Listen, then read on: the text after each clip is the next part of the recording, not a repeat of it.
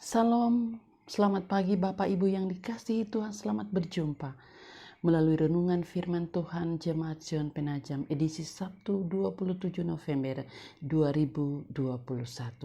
Karena itu mari berdoa sebelum mendengar suara Tuhan lewat firman-Nya. Bapa di sorga, kami menaikkan pujian dan syukur kepadamu karena hanya oleh kasih-Mu kami bangun pagi ini dengan kekuatan yang dari Tuhan. Dan sebelum kami menjalani hidup hari ini, kami akan membaca merenungkan firman-Mu. Berfirmanlah, kami telah sedia untuk menerima sabda-Mu. Ampuni dosa kami berdoa dalam nama Tuhan Yesus Kristus, firman yang hidup. Amin. Saudara-saudara, firman Tuhan pada pagi hari ini saya siapkan dari Injil Lukas pasal 13 ayatnya yang ke-24.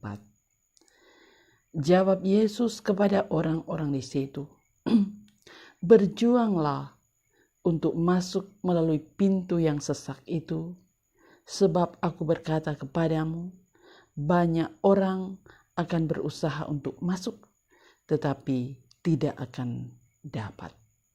Yang berbahagia setiap orang yang mendengarkan firman Allah dan memelihara di dalam hidupnya. Firman Tuhan berkata, berjuanglah untuk masuk melalui pintu yang sempit. Aku berkata kepadamu, banyak orang akan berusaha untuk masuk, tetapi tidak akan dapat. Saudara-saudara, ayat ini mau berbicara bahwa menjadi orang Kristen tidak hanya berfokus pada komitmen bersama dengan Yesus, tetapi juga pada soal berjuang dan berjalan maju.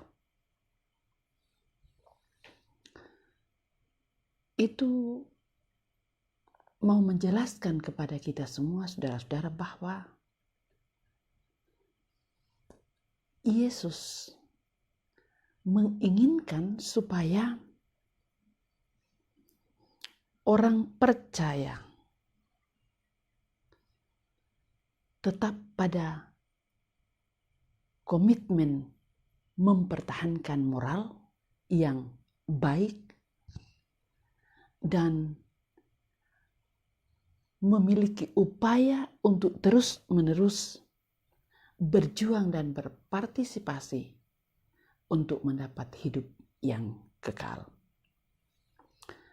Yesus tidak berbicara soal berapa jumlah orang yang akan dapat masuk melalui pintu yang sesak. Bukan itu yang Yesus mau katakan. Tetapi Yesus mau menjelaskan bahwa setiap orang yang setia mengikutinya pasti akan mendapat tempat yang layak di sorga.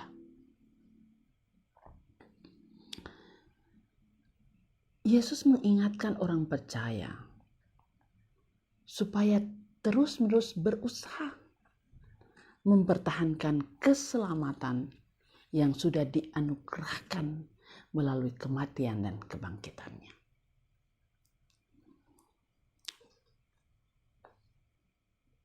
Apa yang Yesus maksudkan dengan berjuang untuk masuk melalui pintu yang sesak? Karena banyak orang ingin masuk tetapi tidak dapat. Ini berisi soal pengajaran dan petunjuk untuk menggugah hati. Artinya bahwa perjuangan orang Kristen itu harus selalu diawali dengan pertobatan. Dan sikap manusia dalam pertobatan itu harus disertai dengan hati yang remuk dan dalam penyesalan dosa yang sungguh-sungguh. Harus diawali dengan takut akan Tuhan dan harus disertai dengan kerendahan hati dan upaya untuk berbalik kepada Tuhan. Itu cara untuk berjuang masuk melalui pintu yang sempit. Perjuangan ini, saudara-saudara, akan terus mengingatkan kita bahwa bahwa keselamatan yang Tuhan anugerahkan itu bukanlah sesuatu hal yang murah, tetapi harganya sangat mahal, yaitu melalui pengorbanan Yesus Kristus. Dan karena itu, anugerah itu harus diterima dengan sikap hati yang bertobat, hidup kudus, terus-menerus memiliki kerinduan untuk melakukan firman Tuhan,